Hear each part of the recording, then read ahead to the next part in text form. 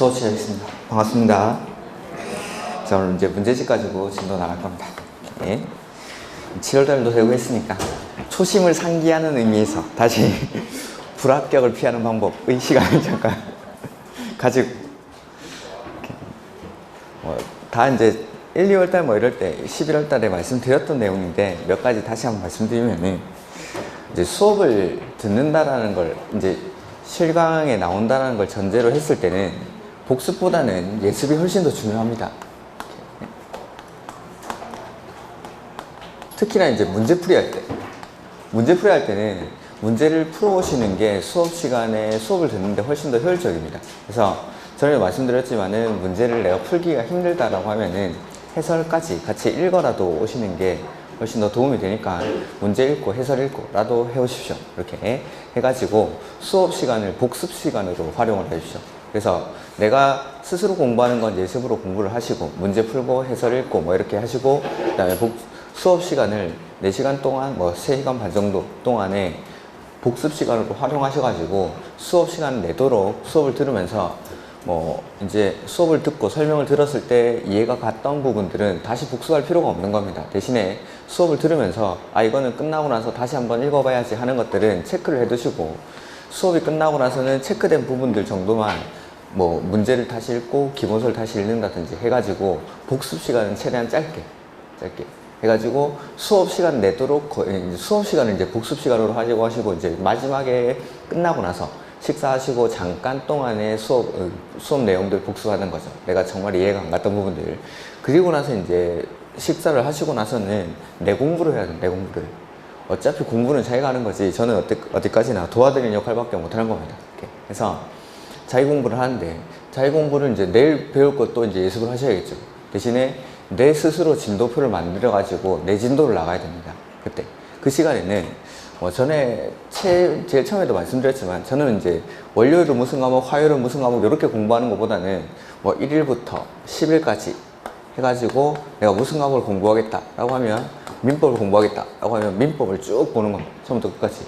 뭐 요약서 같은 거 나와 있으니까 과목에 따라서 책들이 있을 텐데 그런 책들을 하루에 한 30페이지, 70페이지 정도씩 읽어 나가면 충분히 10일 안에도 볼 수가 있을 겁니다. 처음이랑 지금은 많이 다르니까. 그리고 이제 6개월 이상을 공부를 해왔으니까 예전에 처음 책을 읽을 때보다는 훨씬 더 빨리 읽을 수 있을 겁니다. 이제 X표나 이런 거 다 돼 있으니까 안 읽어도 되는 부분들. 그래서 기본서도 충분히 이렇게 읽어 나갈 수 있을 테니까 요걸 한 10일에서 길게는 15일 정도 안에 다 볼 수 있게끔 대략적으로만 계획을 세워가지고 한 과목을 처음부터 끝까지 이렇게 쭉 읽어 나가는 겁니다. 그렇게 하고 나서 이제 학계로 또 이렇게 보고 그 다음에 공법 보고 중개법 보고 이렇게 해가지고 과목별로 이렇게 쭉쭉 이렇게 계획을 세워서 공부를 해 나가는 겁니다. 이렇게. 근데 계획 없이 이렇게 공부를 하다 보면은 정말 불길한 현상이 일어나는 거죠. 책꽂이에 책이 쭉 꽂혀 있는데 뭐 1차 과목만 예를 들어보죠. 민법이랑 학계론이 있습니다. 그럼 상대적으로 나는 민법은 좀 할만한데 학계론은 너무 어렵다. 그 반대인 사람도 있겠죠. 학계론이 나는 할만한데 민법이 너무 어렵다. 그런 사람들.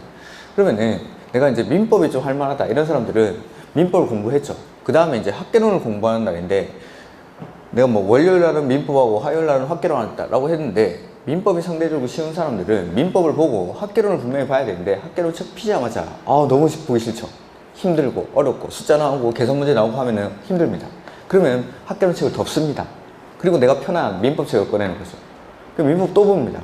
그 다음에 공법 보고 2차 과목도 중개법, 공시세법 이런 거 봐야 되는데 오늘 세법 보는 날이다. 근데 나는 세법이 상대적으로 약한 사람인 거죠. 이때까지 뭐 세법이나 공시법 나중에 해도 된다 해가지고 공부한 적도 없고 책을 펴보니까 뭔 말인지도 모르겠고 그래가지고 내가 좋아하는 공법인 사람은 잘 없겠죠? 그러면 중개법 이런 거 본다. 그러면은 사람들은 희한하게 내가 자신 있고 내가 쉬워하는 과목에 손이 자동으로 가게 돼 있습니다. 힘들고 어려워하는 과목에는 눈이 잘 안 가고 손이 잘 안 가고 그러다 보면은 한 과목들 내가 어려워하는 과목들 특정 과목들은 계속 뒤처지게 되는 겁니다. 그러면서 꽈락이 나는 꽈락이. 그래서 특히나 이 공시세법 요거 생각보다 공법이 꽈락 맞는 사람은 많이 없습니다. 점수가 많이 안 나올 뿐이지 합격자들도 한 50점에서 왔다 갔다 하는 정도의 수준으로 점수를 받는데 점수가 잘 안 나올 뿐이지 꽈락은 잘 안 나옵니다. 왜냐하면 공법 어렵다 하고 막 힘들다 하고 하니까 그래도 공법에는 시간 투자를 좀 하다 보니까. 근데 공시세법 이런 것들은 사람들이 좀 등한시하죠. 등한시하면서 뒤로 미루고 하다 보면은 뒤에 언제 9월달에 시작을 하는 거죠. 9월달에. 그때 가지고 될 과목이 아니죠. 그것도. 그러니까 공시세법에도 지금부터는 시간을 투자를 해야 된다. 나중에 해도 된다. 그 나중에가 지금입니다. 지금 이제 공시세법도 반드시 시간 투자를 하셔가지고 공부를 해가지고 이제 한 8월달 정도 됐을 때는 이것도 점수가 나오게끔 해서 내가 계획을 세우지 않고 공부를 하다 보면은 내가 편한 과목만 보게 되니까 이런 식으로. 근데 계획을 너무 이렇게 자세하게 세울 필요는 없습니다. 그리고 꼭 저는 이제 이런 방법을 추천드리는데 나는 그래도 요일마다 하는 게 편해 라고 하시는 분들은 그렇게 하셔도 됩니다. 어떻게 자기가 편한 방식대로 공부를 하셔도 되는데 대략적으로 계획을 세워놓고 공부를 하시라는 거예요. 이렇게. 그래서 그렇게 대략적으로. 그러니까 계획을 너무 상세하게 세울 필요는 없습니다. 오늘 무조건 50페이지를 책을 읽어야지 라고 하면은 오늘 30페이지밖에 못 읽었죠. 일이 있어가지고. 그러면은 계획을 못 지키는 거에 대해서 또 스트레스를 받습니다. 그러니까 대략적으로 이렇게 러프하게 계획을 세워놓고 여기서 뭐 하루 이틀 정도 추가되는 건 상관이 없습니다. 이렇게 다음에 또 볼 거니까. 그래서 이런 식으로 한 바퀴 돌고 나면은 그 다음에 또 민법부터 보는 거죠. 처음에 민법을 볼 때는 10일이 걸렸으면은 다음에 볼 때는 요거보단 좀 짧게. 그러기 위해서는 처음에 책을 읽을 때 다음에는 요건 안 봐야겠다, 안 봐도 되겠다 하는 것들을 체크를 해 두시고 다음에 볼 때는 그 부분은 좀 빨리 넘어가는 겁니다. 그래서 이렇게 회독수, 이런 것들을 회독수라고 하죠. 수험고에서 회독수. 특히나 우리 시험같이 절대평가 시험에서는 회독수를 늘리는 게 중요합니다. 다독을 하는 게 정독하는 것보다. 다른 사람들 못 맞추는 건 별로 의미가 없습니다. 다른 사람들 맞추는 것만 맞춰주시면 됩니다. 평균 60점만 받으면 되니까. 그래서 떨어지는 사람들은 다른 사람들이 다 맞추는 걸 틀리니까 떨어지는 겁니다. 이렇게. 그래서 회독수를 늘려야 되는데 이 회독수를 늘리기 위해서는 하나의 책을 계속 반복해서 보는 게 중요한 겁니다. 그래야 속도도 빨라지고 나중에는. 이렇게. 근데 이 책 저 책 봐버리면은 회독수를 반복하면 반복할수록 이게 속도가 붙질 않습니다. 그러면은 처음 볼 때도 10일 봤는데 다음에 볼 때도 10일, 그 다음 볼 때 또 15일이 걸리고 이렇게. 그러니까 회독수를 늘리면서 속도를 줄일 수 있게끔. 그러면서 저는 요거 이제 우리 기본서로 제가 이제 문제 풀면서 내용들 여기 있습니다, 여기 있습니다 표시를 해드릴 거라고 했는데 제가 나눠드린 강의 노트 그거 가지고 회독수를 늘렸으면 좋겠습니다. 그러니까 거기는 이제 내용이 많이 빠져있죠. 노트에 거기 빠져있는 내용들을 빈 공간들이 많으니까 우리 노트에 거기다가 좀 옮겨 놓으십시오. 그래서 한 권의 책으로 다 볼 수 있게끔. 그래서 그런 식으로 해가지고 그런 것들 뭐 단권화라고 하는 거죠. 그런 것들을.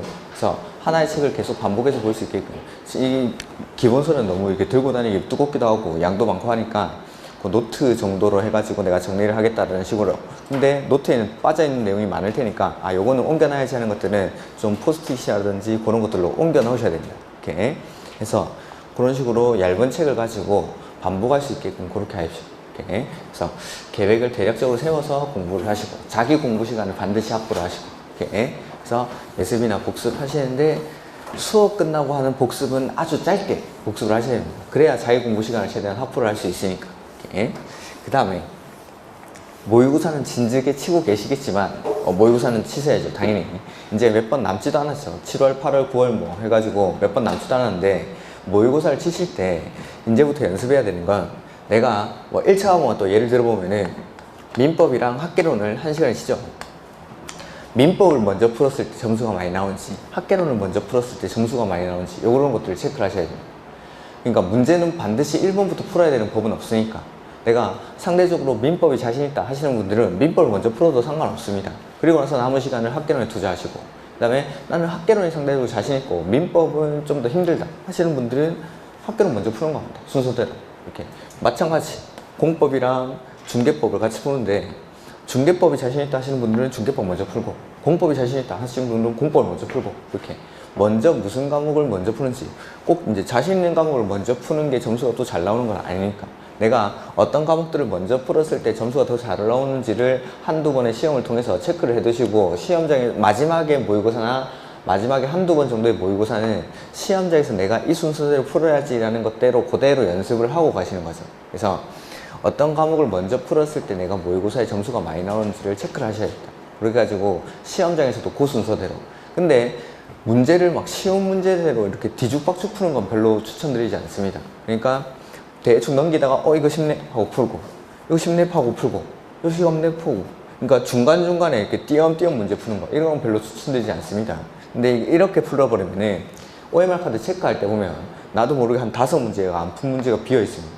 그런 것들을 방지하기 위해서 과목 순서를 바꾸는 건 상관이 없는데 그냥 문제를 띄엄띄엄 푸는 거, 이런 것들은 별로 좋지는 않습니다. 이렇게. 그리고 하나만 말씀드리면은, 특히 뭐 전에도 말씀드렸던데요, 어르신들 같은 경우에 나이가 되게 많으신 분은 아예 처음부터 자기가 한 4문제 정도는 안 풀어야지라는 마음을 가지고 문제를 푼답니다. 자기는 한 번도 모의고사에서 1번부터 40번까지를 다 푼 적이 없답니다. 어차피 1번부터 40번까지 다 못 읽으시는 분입니다. 나이가 많으셔가지고. 그래서 그분은 아예 처음부터 그 오탈자 체크하는 시간이 있겠죠. 시험장 가면은 시험지를 내주고 오탈자 체크하는 시간이 있는데, 그 시간에 내가 안 풀어야 되는 문제, 풀어야 되는 문제가 아니라 이거는 절대 안 풀어야지 하는 문제를 4문제 정도 눈으로 찍어놓고 빼버리는 거죠. 그러면 그분은 처음부터 아예 35문제부터 시작하는 겁니다. 5문제를 아예 안 풀기로 시작한 거니까. 이분은 원래 제대로 풀어도 40문제를 다 풀 수 없는 분이니까 아예 5문제 내가 풀 수 없는 문제를 제껴버리는 거죠. 그렇게 해가지고 문제를 푸십니다. 나머지 문제에 집중하기 위해서. 이렇게. 그래서 시험장에서 내가 어떻게 풀어야겠다라는 요령 같은 것들을 모의고사를 치시면서 연습을 하셔야 됩니다. OMR 카드 체크하는 것까지. 반드시. 그래서 문제만 풀면 되는 게 아니라 OMR 카드 체크하는 것까지 꼭 연습을 하십시오. 마지막에 지금 모의고사가 몇 번 안 남았으니까 시험장이랑 가장 비슷하게 연습할 수 있는 게 모의고사밖에 없으니까 꼭 모의고사 치셔가지고 내가 어떻게 푸는 게 가장 점수가 많이 나오는지를 실험을 해보시고, 실험을 하는 겁니다. 실험을 실제 시험장에 가가지고 채고 점수를 많이 받을 수 있게끔, 이렇게. 그래서 여러 가지 테스트 해보시고 시험장에서 꼭 적용할 수 있게끔 그렇게 연습을 해두십시오. 이렇게. 그 다음에 마지막으로 하나만, 지금쯤 되면은 가끔 받는 질문이 있습니다. 미리 대답을 해드리죠. 이렇게. 조용히 어떤 분이 찾아오십니다. 해가지고, 야, 내가 오래 전부터 계획된 가족여행이 있는데 가도 되겠니? 물어보죠. 그분은 가도 되냐 안 되냐를 물어보러 온 게 아닙니다. 이미 자기 마음속에서는 가기로 마음을 먹었죠. 근데 너는 그냥 된다고 대답만 해라고 하는 의미로 온 거죠. 그런 분들은 뭐 가야죠. 어쩔 수 없이 가야죠. 근데 가면 안 됩니다. 공부라는 거는 습관이다, 습관. 내가 매일 공부를 하다 보면은 그냥 이 공부를 하는 게 자연스러운데 한 이틀만 쉬다가 이렇게 다시 공부를 하려고 해도 되게 낫습니다, 책이. 그래서 가지 말라는 겁니다. 그래서. 그러니까 놀고 내가 그대로 이틀 정도 쉬고 나서 그대로 공부를 할 수 있다라면 상관이 없는데, 이틀 쉬고 뭐 3일 쉬고 휴가를 이틀 가지는 않겠죠. 저는 평생을 휴가를 안 가봐서 며칠 가는지 잘 모르겠는데 한 2박 3일, 4박 5일 갔다 와버리면은 그걸 회복하는 데는 10일, 15일, 보름씩 걸립니다. 그 후유증을 극복하는 데는. 그래서 가지 말라는 겁니다. 내가 한 3일 바싹 놀고 그 다음날부터 원래 공부하던 대로 계속 공부를 할 수 있다. 가도 되죠. 가도 됩니다. 근데 며칠 놀다 오면은 그걸 회복하는 데는 놀았던 기간의 2배 이상이 걸립니다. 그래서 웬만하면 가지 말라는 건데, 오래 전부터 계획된 가족여행 같은 거는 가십시오. 어쩔 수 없죠. 대신에 갔다 와가지고 배로 열심히 하셔야 됩니다. 그래야 그 공부하던 걸 회복할 수 있습니다. 이렇게. 자, 그러면은 이제 문제집 보도록 하죠. 문제집은 12페이지부터 펴시면 됩니다. 기본서는 필요에 따라서 찾아보는 걸로 보도록 하겠습니다. 그리고 강의 노트 보시면서 따라오시면 됩니다. 이렇게.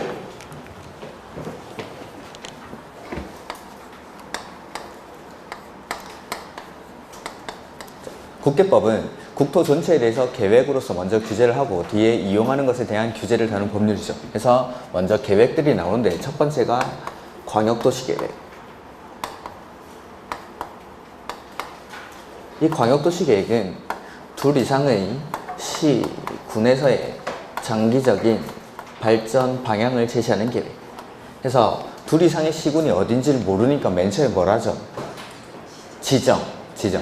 그래서 이 2 이상의 시군을 지정을 해주면 거기를 광역계획권이라고 부릅니다. 그래서 그 지정된 광역계획권에서의 장기 발전 방향을 제시하는 게 광역도시계획. 그 다음에 도시군 계획이죠. 도시군 계획은 어디서 만드는 거죠? 관할에서. 해서 특별시, 광역시, 특별자치시, 특별자치도, 시, 군을 하나의 단위로 해서 수립하는 계획이 요 도시군 계획이죠. 그 다음에 도시군 계획은 다시 둘로 나뉘는데 첫 번째가 도시군 기본계획, 그 다음에 두 번째는 도시군 관리계획. 그래서 도시군 기본계획이랑 도시군 관리계획으로 구분되는 게 도시군 계획. 도시군 기본계획은 관할에서의 장기적인 발전, 방향을 제시하는 계획이고, 광역도시계획이나 기본계획과 같이 방향만 제시하는 계획은 추상적으로 만듭니까? 구체적으로 만듭니까?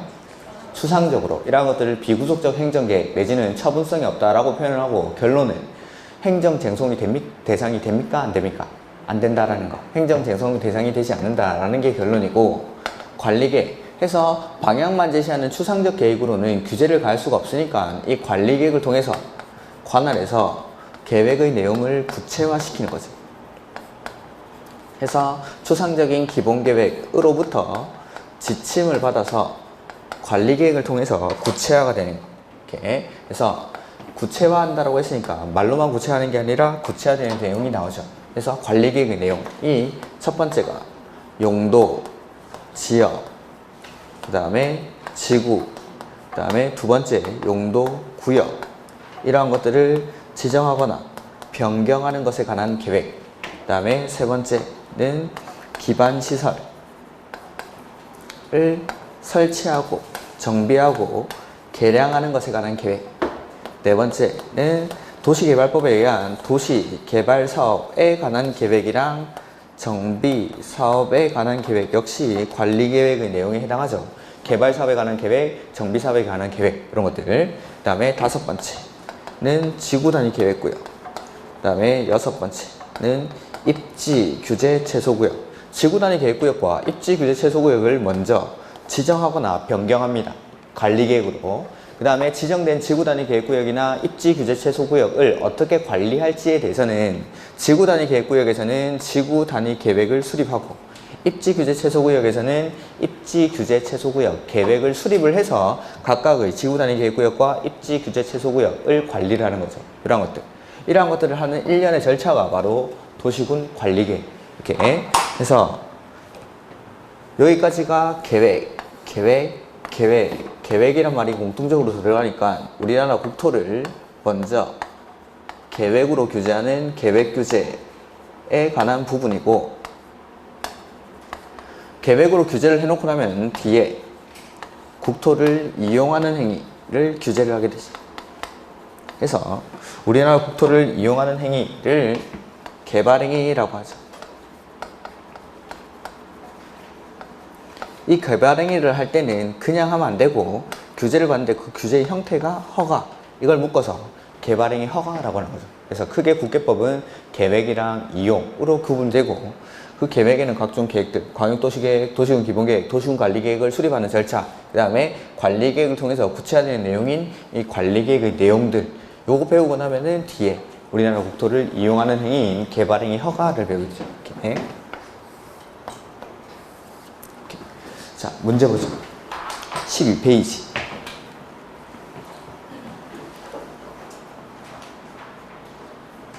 1번 문제. 국토의 계획 및 이용에 관한 법령에 규정되어 있는 사항이 아닌 것이죠. 아닌 것. 국계법에서 본 적이 없는 것 찾는 겁니다. 1번. 기반시설 부담구역. 맞습니까? 개발행위 허가에 나오죠. 개발행위를 인해서 기반시설이 부족해지고 그 부족해진 기반시설을 설치를 해야 되는데, 설치가 곤란한 지역이 있고 가능한 지역이 있죠. 곤란한 데 지정하는 게 개발 밀도 관리구역, 가능한 데 지정하는 게 기반시설 부담구역. 이렇게. 그래서 개발행위 허가에서 나왔던 거. 그 다음에 공동구라는 것도 배웠고, 시범도시라는 게 국계법에 있었죠. 시범도시. 그래서 뭐 각 분야에 대해서 시범적으로 실험사업 같은 거 하기 위해서 지정하는 게 시범도시입니다. 이렇게 국계법 저 끝에 가면은 이런 것들이 있다 정도만 보시라고 했습니다. 그 다음에 도시군 관리계획도 국계법에서 배우죠. 그 다음에 건축물의 용도가 뭐죠? 그렇죠. 건축법에서 나왔던 거. 그래서 이 건물은 어떠한 용도에 해당하는지, 그래서 29개의 용도에 해당하는 각각의 건물이 있었죠. 단독주택에는 단독, 다중, 다가구, 공간, 공동주택에는 아파트, 연립, 다세대, 기숙사, 1종 근생에는 이런 것들이 있고 2종 근생에는 이런 것들이 있고 이런 것들. 그게 건축물의 용도입니다. 건축물의 용도. 그거는 이제 우리가 건축법의 용도 변경할 때 배웠던 겁니다. 용도 변경할 때 거기 건축물의 용도들이 나오죠. 그래서 이거는 건축법 내용. 그 다음에 2번 틀린 것. 도시군 계획이란 기본 계획과 관리 계획으로 구분된다. 그렇죠? 도시군 계획을 기본 계획이랑 관리 계획으로 나눠놨죠. 저기 칠판에. 2번 도시군 관리 계획은 국가 계획과 관련된 경우에는 국장이, 광역도시 계획과 관련된 경우에는 도지사가 직접 입안할 수 있다. 이게 맞는 지문이라고 되어 있는데, 자, 관리 계획 입안권자 한번 보죠. 이건 정확하게는 맞는 지문은 아닌데.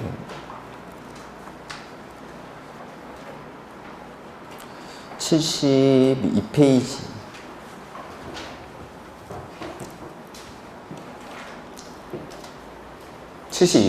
보시면 됩니다. 그 전에 관리계획은 어디서 만드는 거죠? 관할에서. 그래서 입안권자가 원칙 누구죠?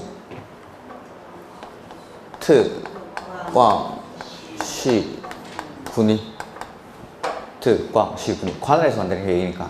근데 둘 이상의 관할구에 걸쳐 관리계획을 입안하려고 합니다. 이럴 때는 협의해야죠. 협의해서 공동으로. 둘 이상이니까. 근데 협의가 안 되죠. 관할에 같을 때는 도지사, 관할에 갈 때는 국장. 그게 71페이지 밑에서부터 쭉 나오는 겁니다. 기본서에.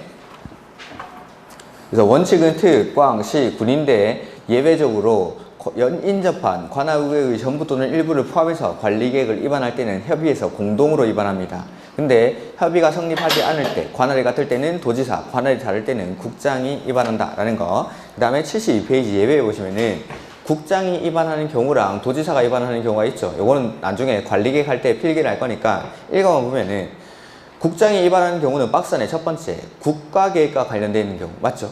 그 다음에 두 번째는 둘 이상의 시도에 걸쳐 지정되는 용도, 지역, 지구, 구역의 지정이나 둘 이상의 시도에 걸쳐 이루어지는 사업계획 중 관리계획으로 결정해야 될 사항이 포함되어 있을 때 이런 것들. 그 다음에 세 번째는 국장의 관리계획 조정 요구 기간 안에 조정이 이루어지지 않으면 국장이 직접 입안할 수가 있습니다. 오케이. 그 다음에 두 번째 가로 2번에 보시면 도지사가 입안이라는 게 나오죠. 그래서 첫 번째는 둘 이상의 시군에 걸쳐 지정되는 용도, 지역, 지구, 구역이나 둘 이상의 시군에 걸쳐 이루어지는 사업계획 중 관리계획으로 결정해야 될 사항이 있을 때. 그다음에 두 번째는 도지사가 직접 수립하는 사업계획으로서 관리계획으로 결정해야 될 사항이 포함되어 있을 때. 그리고 보면은 도지사가 입안하는 경우에는 광역도시계획과 관련된 경우라는 게 없죠. 그러니까 광역도시계획과 관련된 경우 이렇게는, 그러니까 광역도시계획과 관련됐을 때 당연히 요거 도지사가 입안할 수 있습니다. 둘 이상의 시도에 걸쳐 이루어지는 사업계획에 의해서 광역도시계획이랑 관련됐을 때는 도지사가 직접 입안할 수는 있는데 법에 정해진 사유에는 정확하게 안 나와 있습니다. 이게. 이렇게. 그러니까 요렇게 내는 거는 좀 별로입니다. 그냥 이런 것들은 관리계획 입안권자를 그냥 정확하게만 알아두십시오. 이렇게 우리 책에 있는 것 그대로. 그래서 광역도시계획과 관련된 경우에는 도지사가 직접 입안할 수 있다. 이런 것들은 정확하게 옳은 지문은 아닙니다. 당연히 뭐 입안을 할 수는 있습니다. 광역도시계획과 관련돼 있을 때 도지사가. 그런 것들. 그 다음에 그냥 우리 책에 나와 있는 대로 그대로 그냥 기억하십시오. 국장이 입안하는 경우랑 도지사가 입안하는 경우. 그 다음에 3번 지구단위 계획이란 도시군 계획 수립 대상 지역의 전부입니까? 일부입니까? 일부. 그래서 지구 단위로 수립하는 계획이니까 도시군 계획 수립 대상 지역의 일부라고 했었죠. 일부에 대해서 토지 이용을 합리화하기 위해서 수립하는 관리계획. 그 다음에 4번 도시군 계획 시설 사업이란 기반 시설을 설치, 정비, 개량하는 사업을 말한다. 이거 다시 한번 해볼까요? 자, 도로 등의 기반 시설이 있는데 이 기반 시설이 관리계획 결정을 통해서 구체화가 되죠. 그럼 뭘로 바뀌죠? 도시, 군, 계획, 시설로 바뀌죠. 그 다음에 기반시설을 설치, 정비, 개량하는 게 아니라 관리계획 결정으로 구체화가 된 도시군 계획시설을 설치, 정비, 개량하는 사업을 도시군 계획 시설 사업이라고 하죠. 그러니까 지금 지문에는 기반시설을 설치, 정비, 개량한다 라고 해서 틀린 거죠.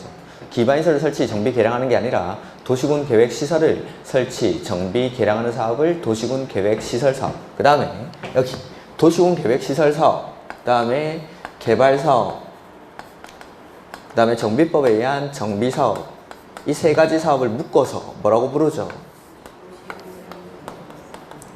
도시군 계획사업. 41번 문제 용어의 정의에 가장 정답으로 많이 된 게 이겁니다. 이거. 그래서 기반시설이 관리계획 결정으로 구체화가 되면 그걸 도시군 계획시설이라고 부르고, 관리계획으로 결정된 도시군 계획시설을 설치, 정비, 개량하는 사업을 도시군 계획시설 사업, 그 다음에 도시군 계획시설 사업, 개발사업, 정비사업 세 가지를 묶어서 도시군 계획사업 이렇게 부르는 거. 이렇게. 그래서 4번 지문은 틀린 지문이죠. 그 다음에 5번 국장은 도시의 지속 가능하고 균형 있는 발전과 주민의 편리하고 쾌적한 삶을 위해서 도시의 지속 가능성 및 생활 인프라 수준을 평가할 수 있다. 41페이지 기본서.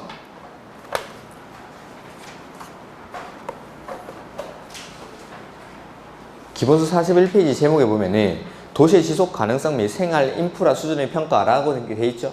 그 다음에 동그라미 1번에 가로 1번에 어디다가 밑줄 해놨습니까? 국장은 거기밖에 밑줄이 안 돼 있을 텐데 제가 요거 도시의 지속 가능성 및 생활 인프라 수준을 평가하는 사람은 국장이다 요 정도만 기억을 하라고 했습니다.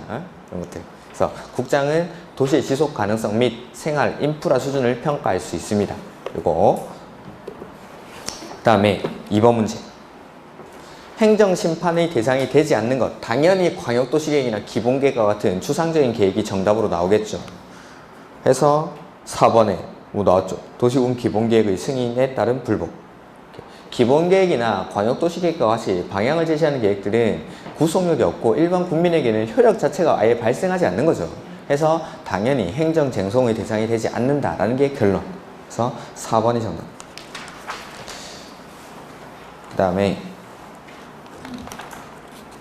4번 문제. 옳은 것. 광역도시계획이란 도시의 기본적인 공간구조와 장기발전 방향을 제시하는 종합계획이다.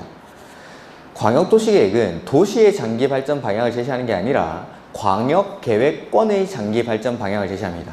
그러니까 도시의 기본적인 공간구조, 하나의 도시의 문제를 다루는 것은 도시군 계획입니다. 도시군 계획. 그 중에서도 방향을 제시하는 계획이니까 도시군 기본계획. 요거는 기본계획에 관한 설명.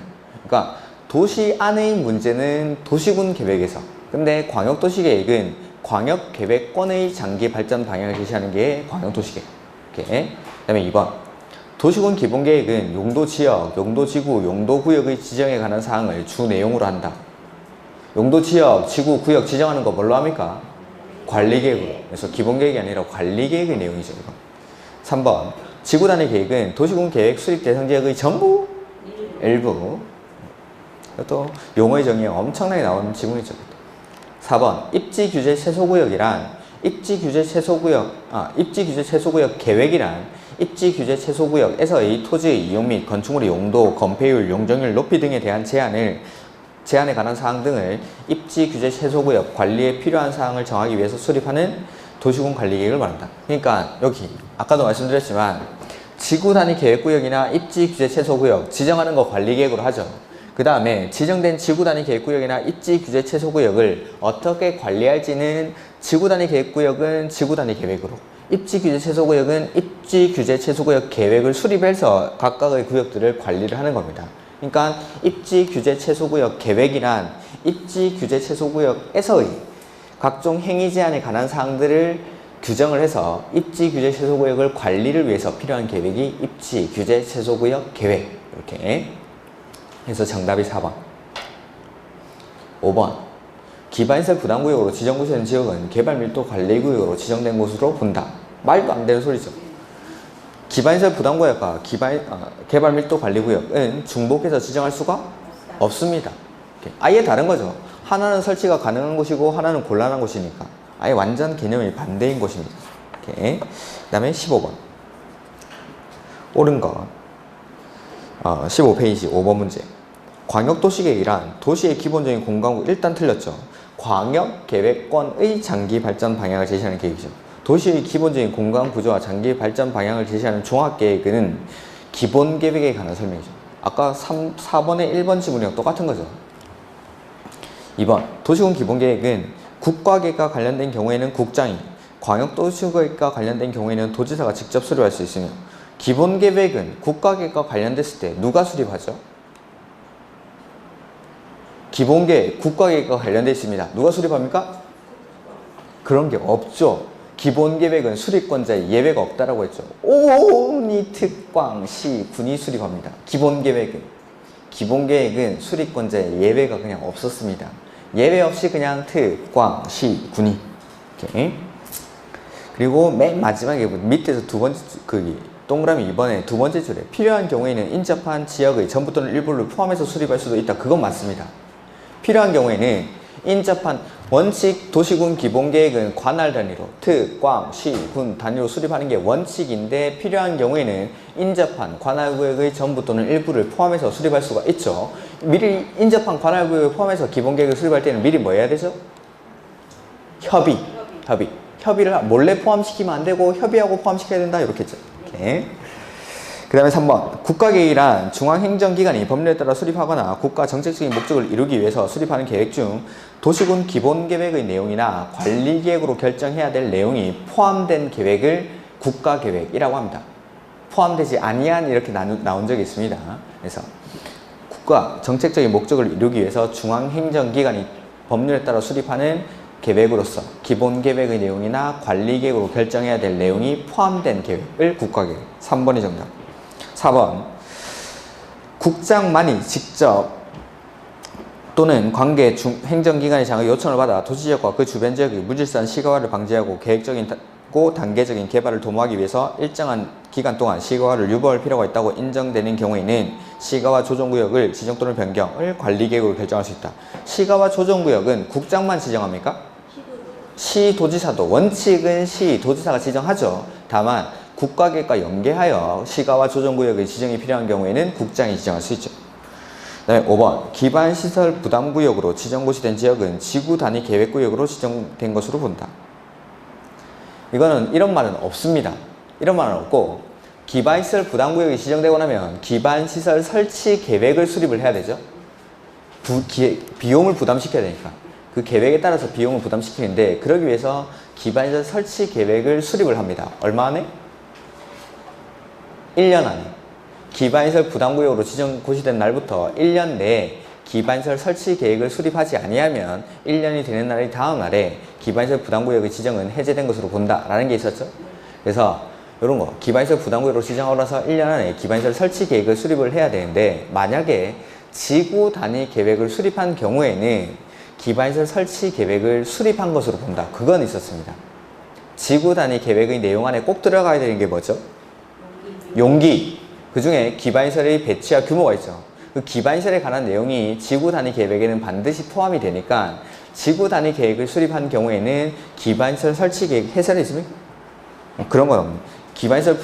지구 단위 계획을 수립한 경우에는 기반시설 설치 계획을 수립한 것으로 본다. 이런 내용이 있었는데 지금 보신 지문과 같은 내용은 존재하지 않습니다. 이런 것들은 다음에 해당 페이지 가서 보도록 하죠. 그 다음에 광역도시계획이 나오죠.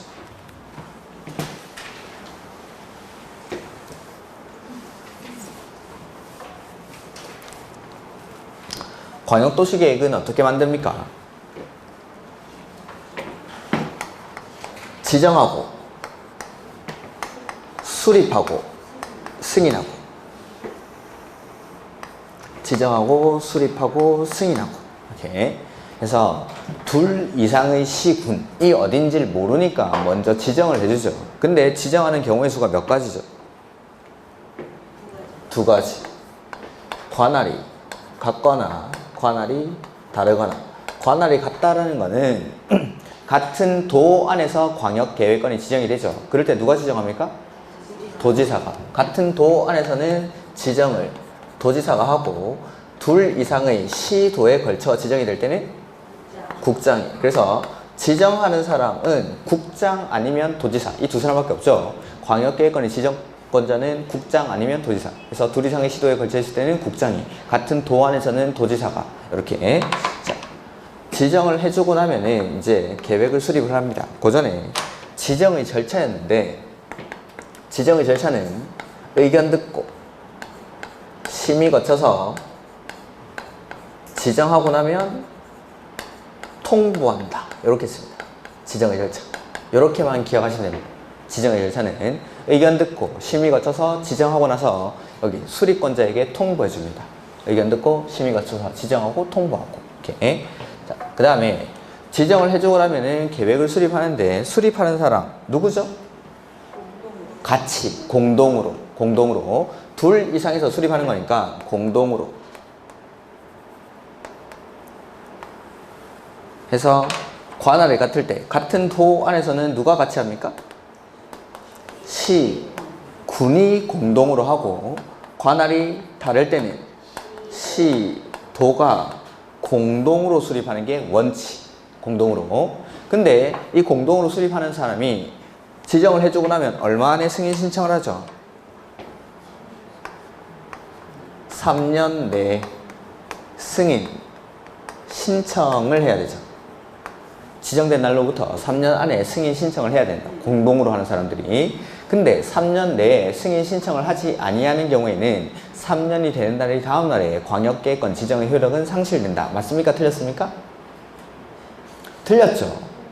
광역도시계획이나 기본계획과 같이 효력이 발생하지 않는 계획들은 효력이 상실, 실효 이런 말이 아예 나오면 안 됩니다. 그래서 3년 내에 승인 신청이 없는 경우에는 광역계획권 지정의 효력이 상실된다가 아니라 3년 안에 승인 신청 안 하면 어떻게 하죠? 그렇죠. 지정권자가 직접 수립해야죠. 정답을 말하면서 자신 있게 말하셔도 됩니다. 이렇게. 그래서 관할이 같을 때는 도지사, 관할이 다를 때는 국장이 직접 수립하죠. 그 다음에 국장이 직접 수립하는 경우는 하나 더 있죠. 국가계획과 관련되어 있을 때. 국가계획과 안 되겠으면 노트를 펴놓고 따라 읽으십시오. 그냥. 그 다음에 도지사가 위반하는 경우 하나 더 있는데, 3년 안에 승인 신청 안 했을 때 빼고 시장 군수가 협의를 거쳐 요청하는 경우에는 도지사가 단독으로 위반할 수도 있죠. 단독으로 수립할 수도 있다. 그 다음에 원칙은 협의해서 공동으로 해야 되는데 협의가 안 될 때에는 관할이 같을 때 시장 군수가 협의가 안 돼서 막 싸우고 있죠. 누가 말립니까? 도지사. 그 다음에 관할이 다를 때는 국장이 싸움 말리는 걸 조정한다 라고 했죠. 조정을 해줍니다. 그래서 원칙은 협의해서 공동으로 계획을 수립을 해야 되는데 협의가 안 될 때, 이럴 때는 단독이나 공동으로 조정 신청을 할 수가 있습니다. 조정 신청을 받은 조정권자는 도시계획위원회 심의를 거쳐서 조정을 해주고 조정 결과를 당연히 광역도시계획에 반영을 하여야 한다. 그 다음에 조정 신청을 했을 때 조정 신청은 단독이나 공동으로 할 수 있는데, 단독으로 조정 신청을 한 경우에는 야 가서 다시 협의하고 와 라고 할 수 있습니다. 혼자 삐껴서 하실 때. 안양시장, 과천시장, 광명시장이 광역계획권으로 지정해가지고 이 세 사람이 모여서 같이 광역도시계획을 수립을 합니다. 근데 이 세 사람 간에 협의가 성립하지 않는 거죠. 그럴 때는 이 세 사람이 같이 조정해주세요 라고 경기도지사한테 찾아갈 수도 있고, 광명시장 혼자 삐져가지고 찾아갈 수도 있는 겁니다. 그럴 때는 광명시장 혼자 삐져서 왔을 때는 야 가서 다시 협의하고 와, 재협의 권고를 할 수가 있습니다. 단독으로 조정 신청을 했을 때에는 이렇게. 그 다음에 승인. 수립권자랑 승인권자는 상관관계를 가지니까 시장 군수가 수립한 계획은 누가 승인하면 되죠? 도지사. 시장 군수가 수립한 건 도지사가, 시도가 수립한 건 국장이 이렇게 각각 승인을 하면 되죠. 그 다음에 아주 예외적으로 수립권자랑 승인권자가 계획을 공동으로 수립하는 경우가 있죠. 요청이 있거나 내지는 필요하다고 인정할 때에는 수립권자랑 승인권자가 계획을 같이 만듭니다. 그래서 시장 군수는 도지사랑 계획을 공동으로 수립할 수 있고, 시도지사는 국장이랑 계획을 공동으로 수립할 수 있죠. 그 다음에 하나 더, 시장 군수의 요청에 의해서 도지사가 계획을 단독으로 수립했거나 아니면 시장 군수의 요청에 의해서 도지사와 계획을 공동으로 수립했을 때 N은 국장한테 승인을 받습니까? 안 받습니까? 안 받죠. 경기도 안에서 도지사가 수립한 거나 마찬가지니까 이럴 때는 국장의 승인을 요하지 않습니다. 이게 권한자들. 그 다음에 계획 수립을 하는 절차를 보면은 수립하기 전에 맨 처음에 뭐 하죠? 기초조사는 해야 됩니까? 할 수 있습니까? 하여야 한다. 그 다음에 수립권자는 기초조사 정보체계를 구축, 운영해야 되고 몇 년마다 변동사항을 확인하죠? 5년마다 변동사항을 확인해서 반영을 해줘야 된다. 그 다음에 기초조사 하고 나면 의견 듣겠죠? 의견 몇 번 듣습니까? 2번.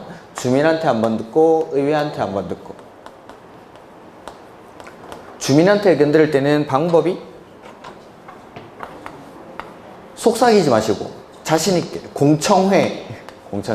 그래서 공청회를 개최해서 주민 및 관계 전문가 등으로부터 의견을 청취하죠. 그 다음에 의회는 항상 수립권자가 속해 있는 의회 해서 수립권자가 시, 군, 시, 도니까 의회도 시, 군, 시, 도 의회의 의견을 듣습니다. 이렇게. 근데 국장의 경우에는 자기 의회가 없으니까 시, 도지사에게 송부를 하고 이 시, 도지사가 대신 의견을 듣고 그 결과를 다시 국장에게 보내준다 라고 했죠. 이렇게. 그 다음에 이렇게 수립을 하고 나면 승인권자한테 보내주고 승인권자는 승인하기 전에 협의하고 심의를 거쳐서 승인을 하게 되죠. 이때 도지사가 협의, 심의를 할 때는 중앙이랑 합니까? 지방이랑 합니까? 지방이랑 해서 관계, 행정기관의 장이랑 협의하고 지방도시계획위원회의 심의를 거치죠. 국장이 승인할 때는 중앙이랑 해서 관계, 중앙행정기관의 장이랑 협의하고 중앙도시계획위원회의 심의를 거친다 라는 거. 그 다음에 승인을 하고 나면은 자기가 가지고 있는 게 아니라 수립권자한테 보내주죠. 송부라고 했었고 이 송부를 받은 수립권자는 혼자 보는 거 아니고 일반에게 공고를 하고 열람을 시켜주죠. 얼마 동안? 30일 이상 기간을 제한 두고 보여준다라는 거. 요게 광역도시계획 문제 보죠.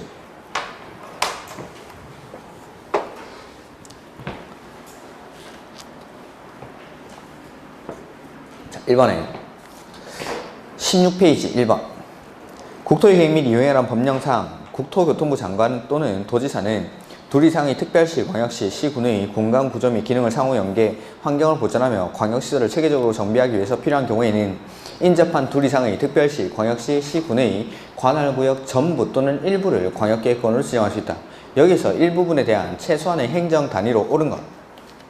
자, 광역계획권은 둘 이상의 시, 군을 대상으로 수립하는 계획이죠. 그래서 여기가 어딘지를 모르니까 맨 처음에 지정을 해줍니다.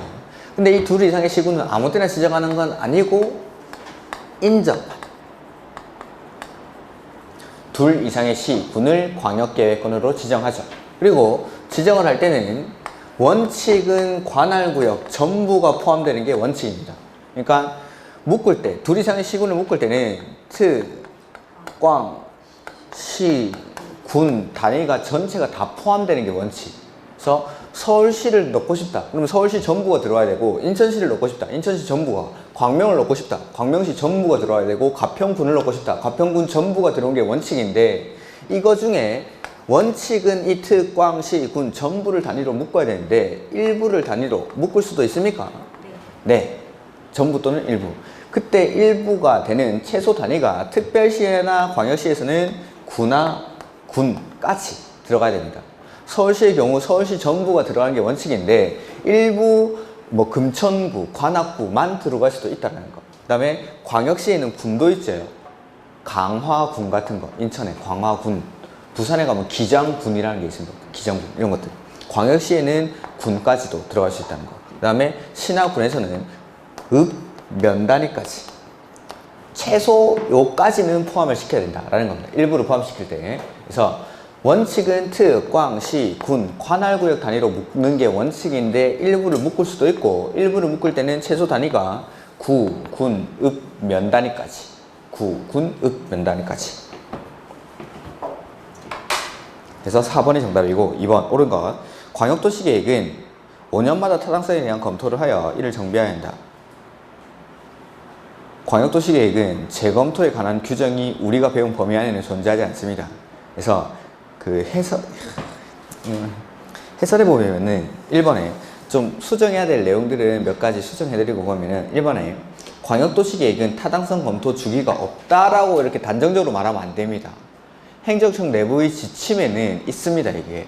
그러니까 우리가 배우는 범위 안에 법에 없는 거지 지침에는 당연히 광역도시계획의 재검토 지침이 있습니다. 근데 우리가 배우는 범위가 아니기 때문에 아예 그냥 재검토에 관한 지문은 광역도시계획에서는 출제를 안 하는 게 더 좋습니다. 이렇게 광역도시계획은 5년마다 타당성에 대한 검토를 하여 이를 정비해야 한다. 이렇게 되면은 정답 12가 붙을 수가 있습니다. 그냥 안 나올 겁니다, 이렇게. 그러니까 광역도시계획은 우리가 배우는 범위 안에서는 재검토에 관한 규정이 존재하지 않는다는 정도로 그냥 기억하십시오. 그냥 재검토라는 걸 생각도 하지 마십시오.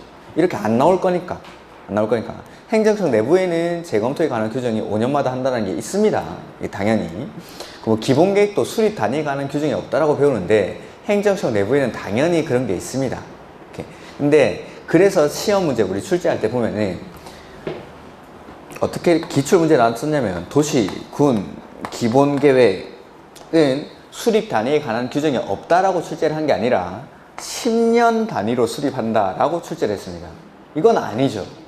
정비 기본계획이나 리모델링 기본계획이 10년 단위로 수립을 했지 기본계획은 행정청 내부 지침에 보면은 이걸 20년 단위로 수립하게끔 되어 있습니다. 그러니까 이렇게 하면은 완전 틀린 지문, 정답 12가 붙을 게 없죠. 근데 광역도시계획에 관해서 재검토에 관한 규정이 없다 이렇게 해버리면은 아니면은 뭐 5년 단위로 재검토해야 한다 이렇게 하면 바로 정답 12가 붙습니다. 이렇게 절대 출제를 안 할 거니까 그냥 광역도시계획에서는 재검토라는 말을 생각을 하지 마십시오. 아예. 저도 수립할 때 언급을 안 드리는 이유가 안 나올 거니까 그렇게. 근데 뭐 10년 단위로 재검토한다 그런 건 아예 당연히 틀린 겁니다. 10년 단위로 재검토한다 이런 것들은. 그래서 이것도 재검토는 5년마다 합니다. 5년마다. 근데 이런 지문들이 아마 안 나올 겁니다. 그래서 그 해설에 보면은 도시군 기본계획과 관리계획만 5년마다 타당성 검토를 한다. 기출문제를 분석해보면 광역도시계획에 대해서 타당성 검토를 한다는 표현을 자주 출제하지 않았습니다. 절대로. 이런 거 없었습니다.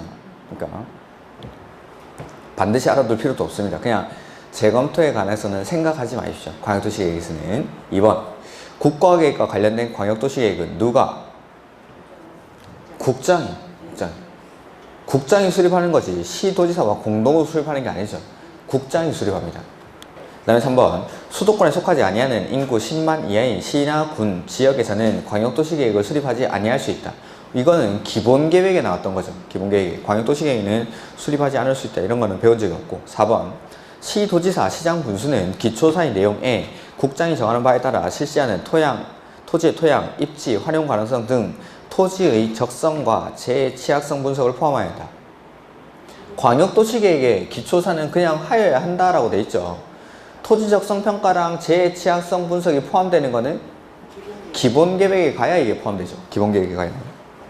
5번 광역도시계획이 수립되어 있는 지역에 대해서 수립하는 기본계획은 그 광역도시계획에 부합되어야 하며 기본계획의 내용이 광역도시계획과 다를 때는 상위계획인 광역도시계획이 우선하죠. 이런 것들 5번이 정답. 3번 1번 광역도시계획을 수립하거나 변경하려면 미리 공청회를 열어 주민과 관계 전문가 등으로부터 의견을 들어야 하며 공청회에서 제시된 의견이 타당하다고 인정되면 계획에 반영해야 한다. 맞죠? 이렇게. 그래서 주민한테 의견 듣는 절차가 공청회, 그리고 공청회에는 주민뿐만 아니라 관계 전문가 등으로부터도 의견을 듣습니다. 이렇게. 그 다음에 2번 광역도시계획은 국장, 시도지사, 시장, 군수, 구청장 모두가 수립할 수 있다. 보죠? 광역도시계획은 여기 국장 수립할 수 있죠? 네. 특별시, 광역시, 도지사 수립할 수 있죠? 그 다음에 시장, 군수 수립할 수 있죠? 네. 구청장은 없습니다. 구청장은 들어가면 안 되죠.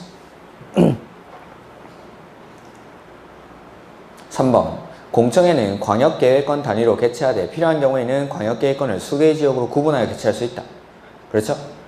공청회 개최 절차가 광역도시계획에 한번 나올 텐데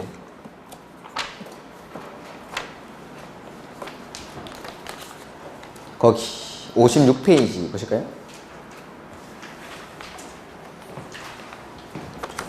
기본서에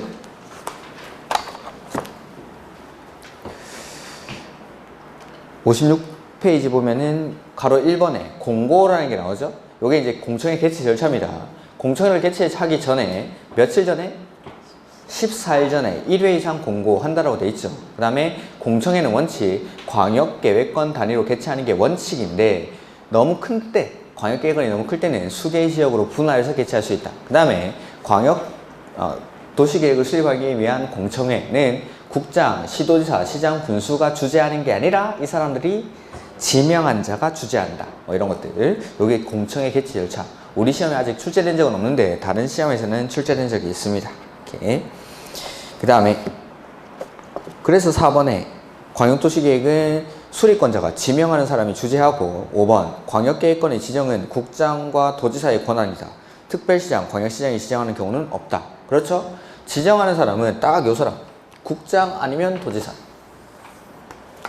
국장 아니면 도지사. 이 지정권자가 광역도시계획에서는 싹 다 아는 거죠. 3년 안에 승인 신청 안 하면 지정권자가 직접 수립을 하고 조정도 지정권자가 해주고 계획을 승인하는 사람도 지정권자.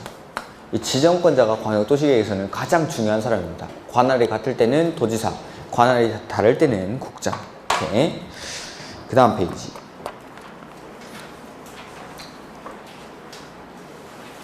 4번에 첫 번째 점 보면은 광역계획권이 같은 도의 관할구역에 속하여 있는 경우에는 수립을 누가 하죠? 수립은 누가? 공동으로 하는데 누가 공동을 합니까? 같은 도 안에서는 시장, 군수가 공동으로, 밑에 관할이 다를 때는 시도가 공동으로 수립이라고 되어 있죠. 그 다음에 광역계획권을 지정한 날부터 3년이 지날 때까지 관할, 시장, 군수가 승인 신청을 안 하죠. 시장, 군수가 승인 신청을 안 하면 누가? 도지사가 직접 수립하고 국가계획과 관련된 광역도시계획의 수립이 필요한 경우만 봐도 정답을 알 수 있죠. 국장이. 그 다음에 시도지사가 승인 신청 안 할 때는 국장이 직접 수립을 하죠. 그래서 시장, 군수, 도지사, 국장 이렇게 나오는 게 정답이죠. 그 다음에 5번 틀린 거. 광역계획권이 같은 도의 관할구에 속하여 있는 경우에는 시장, 군수가 공동으로 수립한다. 맞죠? 관할이 같으니까 이럴 때는 도 밑에 있는 시, 군이 공동으로 계획을 수립합니다. 그 다음에 2번 광역계획권이 둘 이상의 시, 도의 관할구에 걸쳐 있는 경우에는 시, 도지사가 공동으로 수립하죠. 공동으로. 그래서 원칙은 공동으로 수립한다. 그 다음에 3번 광역계획권을 지정한 날부터 3년이 지날 때까지 관할, 시장, 군수로부터 승인 신청이 없을 때는 누가? 도지사가. 시장, 군수가 승인 신청을 안 했으니까 도지사가. 그 다음에 4번 시도지사가 요청하는 경우에는 국장과 시도지사가 공동으로 계획을 수립할 수 있다. 여기 수립권자랑 승인권자가 계획을 같이 만드는 경우가 요청하거나 필요하다고 인정할 때. 그래서 시도지사가 요청했을 때니까 국장이랑 같이. 5번 시장, 군수가 요청하는 경우에는 도지사와 공동으로 시장, 군수가 수립할 수 있다. 그렇죠? 시장, 군수가 요청했으니까 도지사랑 같이. 그 다음에 6번 틀린 거. 광역도시계획의 내용에 관한 틀린 것. 광역계획권의 지정에 관한 사항은 광역도시계획의 내용이 아닙니다. 지정은 그냥 이렇게 하는 겁니다. 계획의 내용에 들어가는 게 아니라 계획을 수립하기 위해서 지정을 먼저 하는 거죠. 그러니까 계획의 내용에는 지정에 관한 내용이 들어가면 안 되죠. 계획을 수립하기 위해서 먼저 지정을 하니까. 이렇게. 그래서 밑에 광역도시계획의 내용이 나오죠. 이런 것들은 한번 읽어만 두십시오. 광역, 그 다음에 5번에도 광역인데 4번에 보시면은 이런 것들. 경강계획에 관한 사항. 요거는 광역자가 안 들어가죠. 근데 경강계획에 관한 사항도 광역도시계획의 내용에 해당합니다. 이렇게. 그 다음에 7번 보시면은 국토계획 및 이용에 관한 법령상 광역도시계획에 관한 설명으로 옳은 것. 기읍. 광역도시계획은 행정소송의 대상이 되지 않는 것이 원칙이나 개인의 권리 침해가 중대하고 명백한 경우에는 예외적으로 행정소송의 대상이 되는 경우도 있다. 아닙니다. 개인의 권리 침해가 일어날 수가 없습니다. 이거는. 효력 자체가 아예 처음부터 발생하지 않으니까. 개인의 권리 침해가 아예 처음부터 발생하지 않습니다. 니은. 국장 또는 도지사는 도시군 관리계획의 결정 절차로서 광역계획권을 지정한다. 광역계획권을 지정하는 절차는 이렇게 관리계획 결정 절차로 하는 게 아니라 의견 듣고 심의 거쳐서 지정하고 통보하고 이렇게 합니다. 이렇게 관리계획 결정 절차로 지정하는 게 아니죠. 관리계획으로 결정되는 거는 요것만, 여기 있는 거. 요것만 관리계획으로 결정되는 거지, 광역계획권의 지정을 관리계획으로 하는 건 아니죠. 그 다음에, 그러니까 관리계획의 내용 물어보면은 싹 그냥 무조건 저겁니다. 6가지만. 관리계획의 6가지. 그 다음에 디귿. 국장은 광역도시계획의 수립권자와 승인권한을 가진다. 여기. 국장, 광역도시계획 수립할 수 있습니까? 여기. 있죠? 그 다음에 승인도. 국장이 할 수 있죠? 이렇게.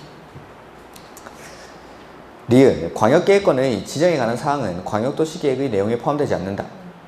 네, 아까 나왔던 거죠. 그 다음에 기준은 누가 정하죠? 국장이. 그 다음에 기본계획이 나오는데 중요한 내용들이 문제로 안 나와 있어가지고 몇 가지만 책을 좀 보겠습니다.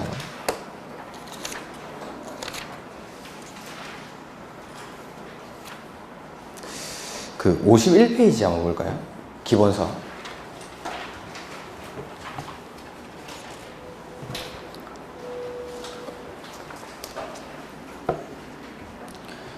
그래서 광역계획권을 지정하는 사람은 국장 아니면 도지사죠. 그 다음에 그 지정의 요청 보시면은 51페이지 2번에 지정 요청. 그래서 중앙행정기관의 장, 시도지사, 시장 군수는 국장이나 도지사에게 광역계획권의 지정을 요청할 수도 있고 변경을 요청할 수도 있고, 이렇게. 그러니까 지정권자가 아닌 중앙행정기관의 장, 시도지사, 시장 군수는 지정권자에게 지정을 요청할 수도 있고 변경을 요청할 수도 있다. 이런 것들 지문에 자주 출제가 됩니다. 이런 것들도. 그 다음에 의견 청취 심의 보시면은, 그래서 지정의 절차 제가 여기 그 필기해놨죠. 옆에다가 기본서 옆에 의견 듣고 심의 거쳐서 지정하고 통보하고. 그래서 국장이 할 때는 관계 시도지사 시장군수의 의견을 들은 후 중앙도시계획위원회의 심의를 거치고, 그 다음에 도지사 할 때는 관계 중앙행정기관의 장 시도지사 시장군수의 의견을 들은 후 지방도시계획위원회 심의를 거쳐야 한다. 그래서 의견 듣고 심의 거쳐서 지정한다라고 돼 있죠.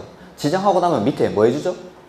통보. 공동으로 수립하는 사람한테 통보한다 이 말입니다. 공동으로 수립하는 사람한테.